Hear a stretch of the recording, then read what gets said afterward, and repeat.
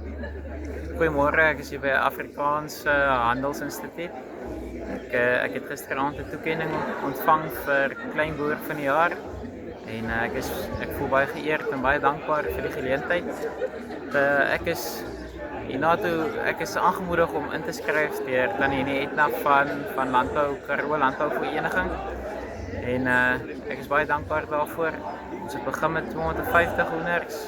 Ons het nou oorgegaan na 3000 lêne nou huidigelik, 2000 waarvan hulle lê. En môre kry ons nog. So ons gaan vorentoe. Dit is 'n stadige proses, maar ons sien 'n goeie toekoms. En ja, ek is baie dankbaar vir hierdie geleentheid. Ons is nou huidigelik die sewende geslag op die plaas.